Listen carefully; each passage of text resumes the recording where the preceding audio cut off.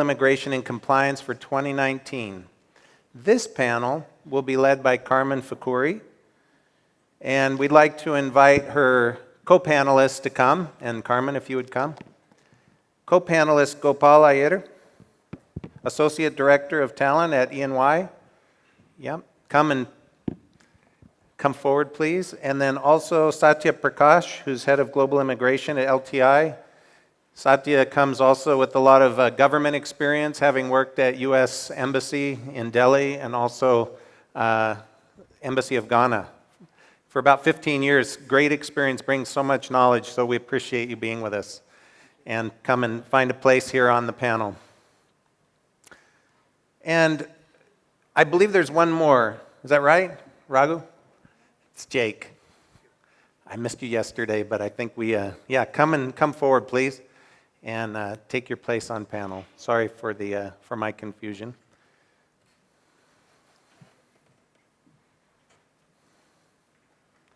Awesome. Thank you.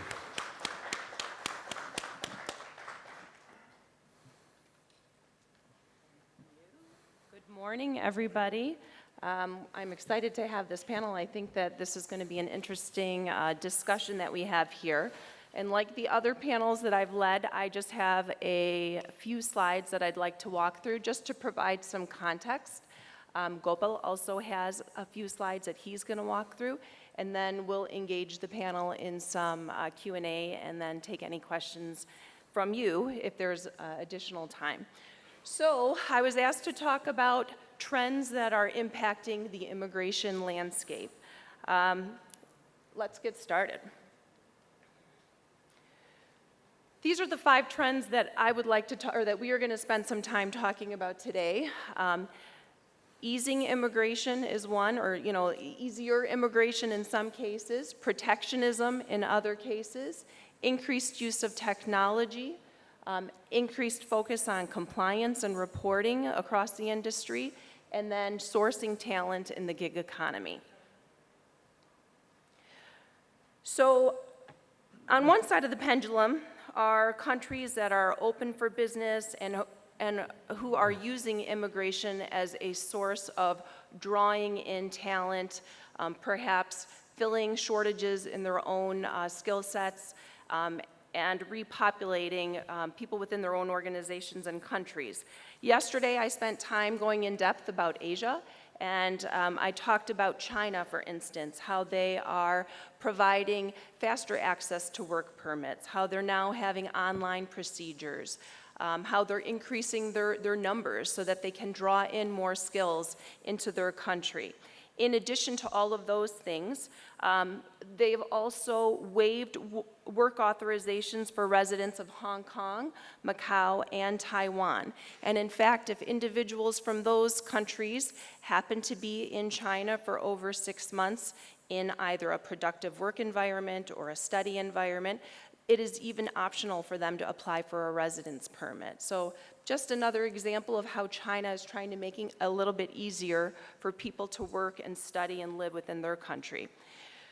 Similarly with Japan, we saw a 14% increase in the number of work permit holders, or foreign employees, I should say, in their country in 2018.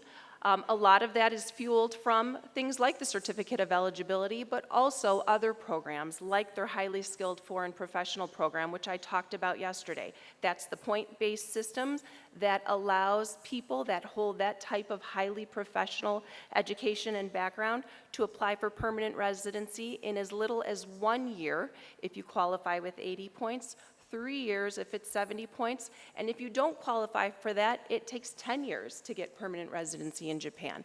So that's another very fast way for people to remain in Japan, for the long run.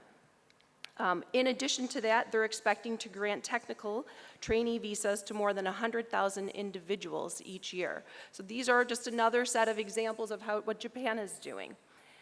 Canada. Yesterday, we talked about Canada, but they've done a number of things. I personally am a big fan of all of the immigration reform that Canada has gone through because they're really saying we are open for business. Give us your talent and we're going to help you get them into our country very quickly and easily. They implemented a work permit exemption for people that qualify. You have to be either a manager or a professional on their NOC code, but basically you can be work permit exempt for up to 15 days in a 6-month period or 30 days within a 12-month period. So that's a wonderful option for you to consider for any of your foreign nationals that meet the criteria. In addition to that, they rolled out the Global Skills Strategy, and that is for your LMIA exempt people. In essence, your intercompany transfers where you can get your person into the country in 2 weeks. Record time, in my opinion, which I think is fantastic. They've increased their immigration target for permanent residency by 2021 to $350,000, and 350,000 people. Just to put that in context to prior years, in 2018, the number was 321,000. 2017, it was 286,000. So as you can see, these are big jumps in their numbers to try to attract and retain foreign talent. Mexico, several years back, they implemented some immigration reform where they allow work activities to be done on a visitor visa for up to 180 days in their country, as long as you remain on foreign contract and foreign payroll. So as you can see, these are just examples of some of the bigger countries out there that are saying, we're open for business, we want you to send your people to our country, we want that talent. On the other side of the pendulum, we have countries that are becoming more and more protectionist. So over the past few decades, Australia's population grew by about 50% from immigration. This triggered a burdened infrastructure, expensive housing, and low-wage growth.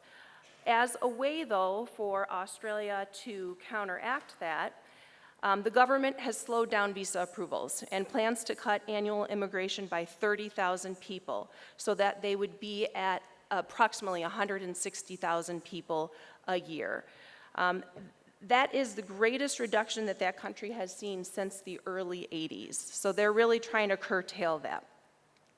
Prime Minister Morrison announced a plan so that they will take skilled workers, but what they want to do is have them work in areas that are not the big cities. So they're trying to repopulate some of their rural areas, and they're extending the requirement to 3 years in order to apply for permanent residency. In the United Kingdom, rising immigration was a major public concern when Britain voted to leave the EU, but it has since dropped down on people's list of worries. Nonetheless, Prime Minister Boris Johnson's government plans to introduce some restrictions on EU migration.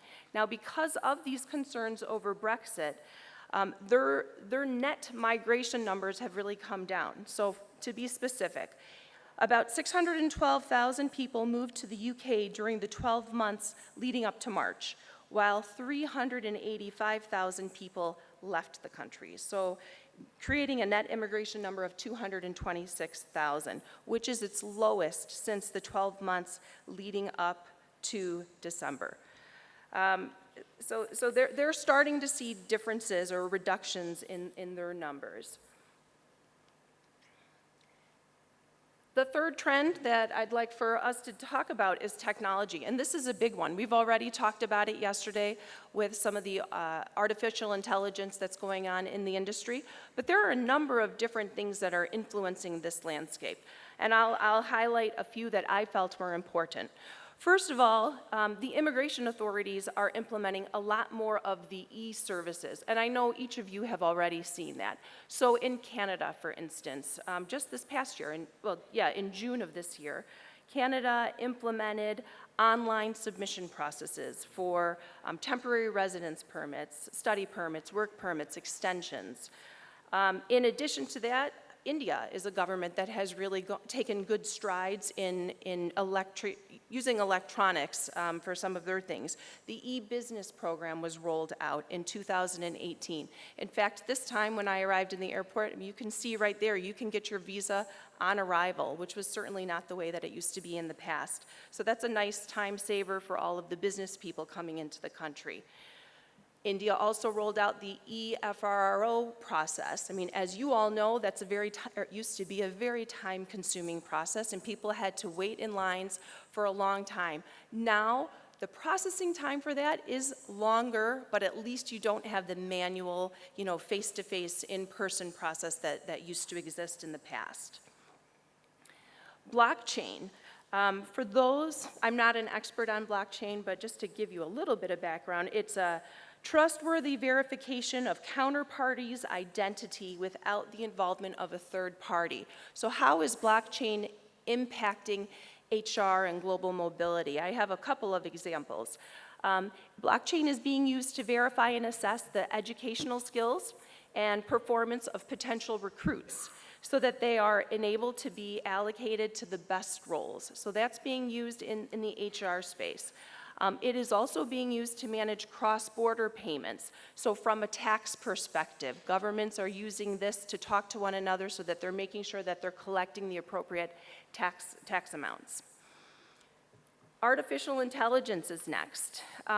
Obviously, more and more countries are getting involved in using artificial intelligence for immigration. Canada is the example that I'd like to talk about today. So as early as 2014, Canada has been working on an AI tool to help assess immigration petitions.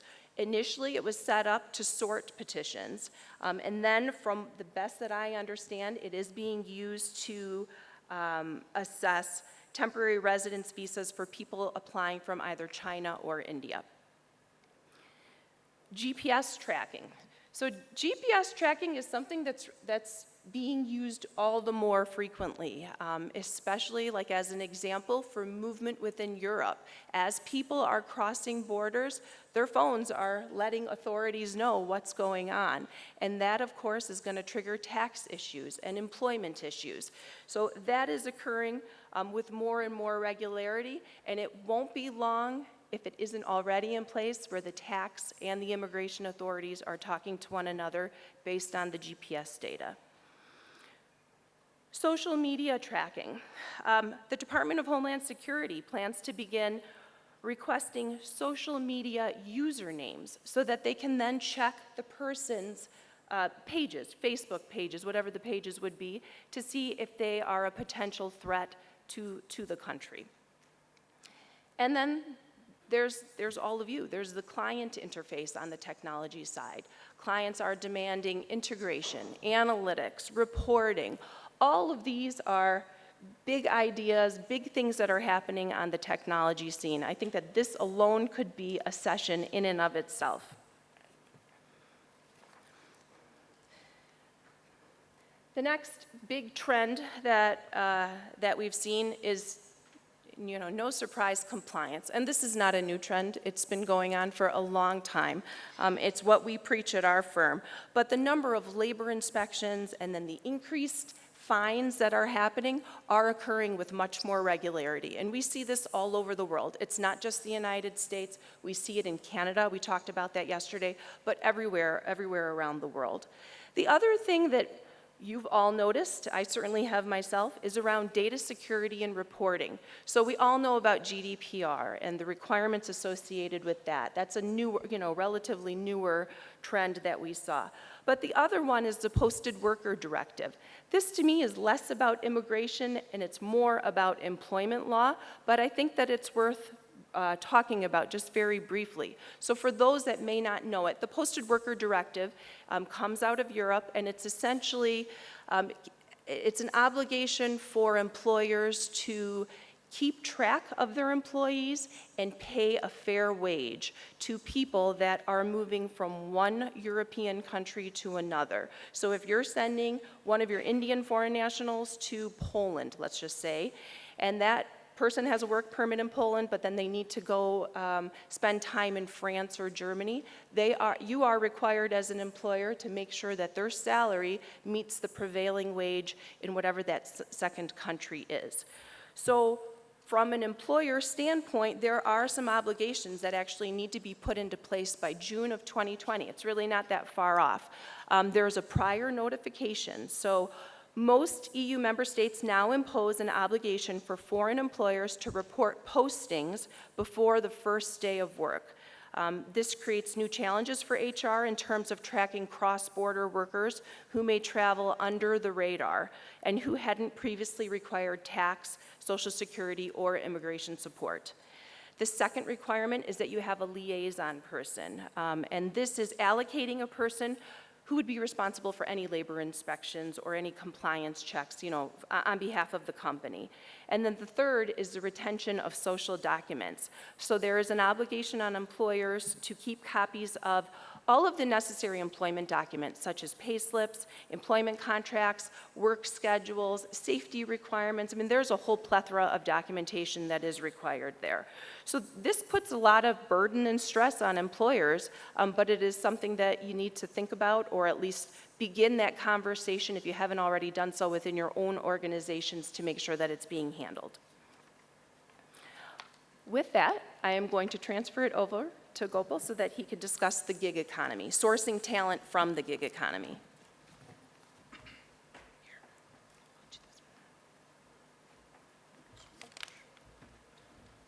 Hi all. Thank you, Carmen. That was pretty insightful of the challenges that we are seeing.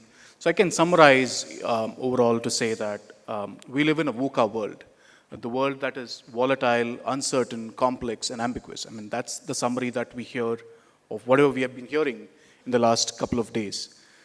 So, I mean, if I were to talk about the VUCA world and the way we would adopt to the same, there are themes emerging out of this entire thing, right? On one hand, we do see that we are trying to do everything that we can to ensure compliance. We are doing everything that we can to ensure we get creative to solve the business problems. We're doing everything that we can to ensure that the business gets what they want, the talent where they want to be by a certain point of time. I recently moved to a totally different world of work within EY, and the focus of that entire team is to look at future of work. And the interesting insights as we hear and see the trends in the space of future of work, or be it skills that we need to be able to succeed in the world, it comes up with a very confused picture, but in reality, it isn't. Look where we were in India 5 years ago or 7 years ago in terms of how we used to operate cabs. We had Meru cabs and a few others to say so. Today we work on Uber and Ola. How many, at least I couldn't imagine 2 years ago when I was in my hometown, a food being delivered at home through Swiggy. So if we look at the world around us changing, this is pretty much a reality that we are seeing, if not now, at least in the blue-collar jobs in the next few years, much more. So who are we talking about? We're talking about gig workers. And who are these gig workers? These are people who are available for organizations to engage with them on demand. This could be anyone from at a staff level coming out from the college and wanting to engage with organizations and earn some money. These could be interns who want to partner with organizations and probably earn some money as they learn. Or these could be highly skilled niche professionals working in organizations or freelancing in organizations, wanting to have additional income and thereby joining organizations to earn more money. So that's the contingent workforce theme that we see. Some metrics to reflect upon. So if we see 50% of the world is already moving towards gig economy, and I would say like 66% of the US workforce is already contingent workforce. 40% of the organization want to increase the extent of which they would use gig economy in the near future. So all these are trends that can tell us that this is certain. I mean, this is the way we are going to look at future of work. no longer will we be in a position where we are creating organizational structures based on full-time employment. It would be full-time employment plus a combination of gig workers, independent contractors, freelancers. And that brings in a totally different set of challenges when it comes to the world of mobility. Think about it in a scenario where, and we have started seeing this already within EY, you hire a contractor because he has phenomenal network, but you wouldn't want to hire him on a full-time role because he's either too expensive or doesn't really fit into the organizational scheme. I'd rather hire him on a contract, but then comes the question, can he travel abroad? Can I can I take him to the business meetings that I'm attending? Can he do business development for me for my organization? There comes your immigration risks, there comes your compliance risk, there comes your transfer pricing issues, etc. So again, a lot of interesting times coming ahead. So why are organizations using gig economy? We all know that when we think about hiring a talent in times like these, one of the biggest challenges that we see is the availability of talent is extremely challenging. One, you don't get the right talent at the right time for doing the right role. And of course, the organizations, at least on the subcontinent side, have really large notice periods. So it really puts an extremely complex proposition for me not being able to deliver my business because I don't have talent available on day when I need him. So that's one of the first things that I would look at when I want to engage with a gig talent. Can I get this person in next 2 to 4 weeks? The answer is yes in certain cases. The answer is no in certain cases, and we are still trying to figure out how do we want to move forward with this. The other benefit that I can see certainly is cost. In the larger scheme of things, if I were to employ someone in an organization for a role, I need to consider this person as headcount, and I would need to budget for year-on-year cost. Hiring gig works out to be much economical option, and I would need to only worry about the time that I'm hiring this person and get the work done. The other is, of course, when you have people like gig workers who come for a short period, they challenge your assumptions. They come up with new ideas, fresh perspectives, because they are hearing this, they're hearing new ways of working from the other gigs that they are working on. And that brings in a totally different dynamics to the organization. And of course, last but not the least, in terms of the employee or the gig worker himself, they want an environment which allows them to thrive with the flexibility, and organizations are willing to offer that today. So this comes with a lot of risks. One of the first important risks that we really worry about today is IP. What happens to the intellectual property that a gig worker is working for us in an organization? Who owns it? I think that's still an area that's being explored as we speak. We'll get to know more on stringent laws being formed to ensure that the IP doesn't go out. The reputation is always at a risk. Again, the financial performance also could be at risk if we don't plan the program really well. We end up hiring people for gig and ending up having them for 2 years. Doesn't make any sense. Excuse me. The other challenge that we see is culture. Gig workers come with their set of values and cultural background, and they are here only for a short period. How do you then make sure that they feel included in the team, or they are getting the right culture in the organization? And employment risk. You could end up having scenarios where a gig worker has been there for 2 years, 3 years, and thereby consider himself or herself being an employee of the organization. So a lot of interesting insights into the world of work. This is the focus that at least EY is looking into, and I'm sure a lot of other organizations are also, and there will be a lot of learnings through entire journey. So what can we do to prepare ourselves? I would say have a better framework at the end of the day to ensure that you have the right policies, the right processes to be able to hire, attract talent, and onboard them, offboard them at the end of the day once they are done with their work. You could probably have not every organization has invested in a gig technology, probably one of the things that we can, as an organization, can consider doing. One of the most important things that gig workers these days have challenges with is they don't get the right feedback. Consider this, like if I'm taking a ride in Uber today, getting dropped in ITC Gardenia, I get down, I rate the Uber driver on how the ride experience was. Unfortunately, from a technology standpoint, we haven't reached there to be able to give that kind of feedback to a gig worker. I think technology will play a huge role in giving that experience to the gig worker at the end of the day. And last but not the least, I think this will encourage each of the organizations to rethink the entire talent strategy and look at what's right for the business and probably help deliver the right value proposition to the clients. With that, I'll end. Thank you. Thank you, Gopal. So let's start our discussion with the panel, and Satya, I will begin with you. Can you provide me your point of view on future trends in global mobility within your organization? Thanks, Carmen.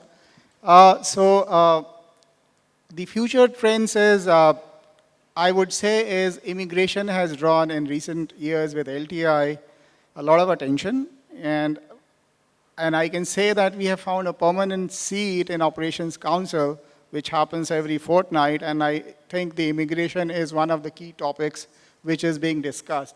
So it is being so important with the change regulations and delay in the adjudications, governmental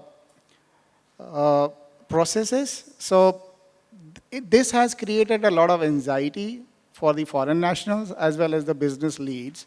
And having known that, it is becoming very difficult with the scenarios is to kind of hire a talent in these scenarios and retain some of the key resources which as an organization LTI would want to do easily. So what has happened is, at least in terms of employee experience, what kind of processes we can work around, because we know that we cannot be changing a government process or their adjudicational delays, so we have no control over that. So what we have done in terms of our operations is to relook at the employee experiences, what certain things we can do. So at the LTI, we have revamped the processes. We have looked at our immigration partners. We have looked at our approach to the compliance in the recent past years, and which has been different, and again, approach to the technology. So the LTI is going to invest and is committed to invest a lot in terms of technology, in terms of data. So that is the key challenge, what we had seen, and that is where we feel is we are relooking it completely to revamp the process. Raghu, what are some of the biggest trends you're seeing on the technology side within your organization at Toast&Tell? Thanks, Carmen. The current trend, what we are looking at is more going from market-focused one to sort of enterprise-focused approach today. Because just for the sake of understanding, we all know that about how this Y2K was initially. So after Y2K, exactly after 16 years, we got another Y2K in the name of Trump.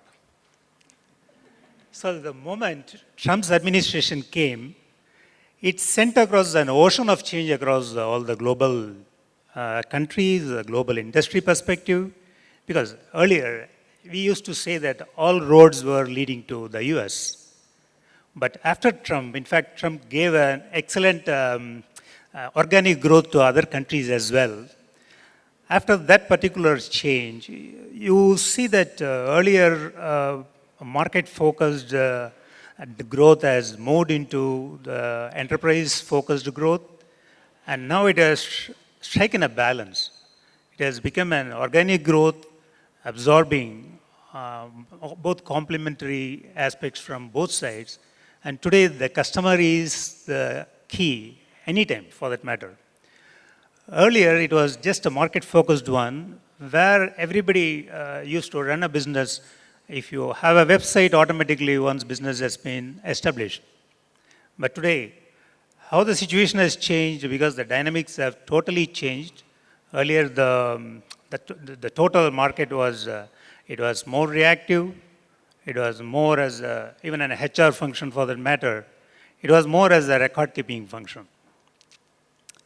And today, it has become more responsive, and it has been digitalized, and all the more, the experience that is now taking into generations. Initially, it was more about X, Y, Z generations. Today, it has gone into the millennial side. So now everything today is, it has to be oriented through an app. It is not just your website is going to give anybody a confidence level in their business, how they will plan in future. So the technology has taken completely like what you explained about the blockchain, or whether it is big data, whichever it is. Today the influence of technology, nobody dreamt about before Y2K how it was. I still remember those days we used to send across a floppy disk, keeping on olive engine with the United States consulate, and in a distant remote verification they used to do a BEP program. Everything became almost a dinosaur model today. Today they don't even care about that because they have taken complete care and vigil over whatever that you need, that cyber security or everything has been taken care of. So today it is not just a domain of travel administration. It is not just an immigration administration.